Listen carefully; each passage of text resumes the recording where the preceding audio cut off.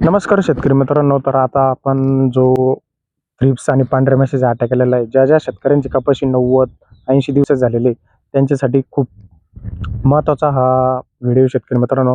आता तुम्ही बघू शकता कपाशीवरती थ्रिप्सचा अटॅक दिसतोय, पांढऱ्या माशीचा पण अटॅक दिसतोय. थ्रिप्सने जे पानं आहे, पूर्ण हे पानं तुम्ही खाली बघू शकता की पूर्ण रस शोषण करतायत थ्रिप्स आणि पांढरी माशी या पानातून.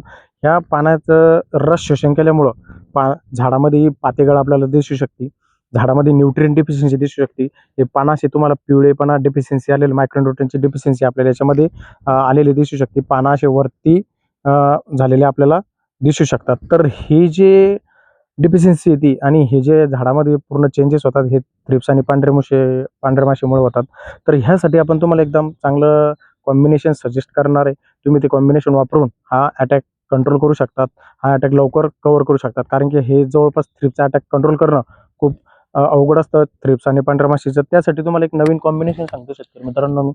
त्यासाठी आपण त्रिदेव हे 3 कॉम्बिनेशनवालं औषध याच्यामध्ये तुम्ही बघू शकता की 3 घटक आहे. 3 घटक असल्यामुळं याच्यामध्ये तुमचा अंडी, पतंग आणि जी कीड आहे, पांढरी माशी आणि थ्रिप्स, याच्या तिन्ही अवस्था कंट्रोल होतात.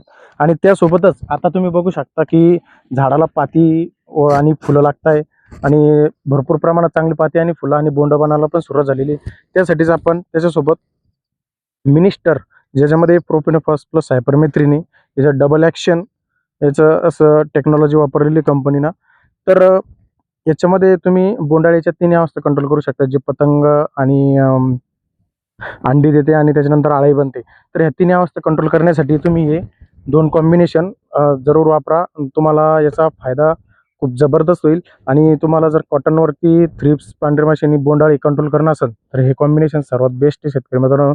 आणि याचे सध्या भरपूर शेतकरी वापरत आहे आणि याचे रिझल्ट पण शेतकऱ्यांना खूप जबरदस्त येतात. धन्यवाद.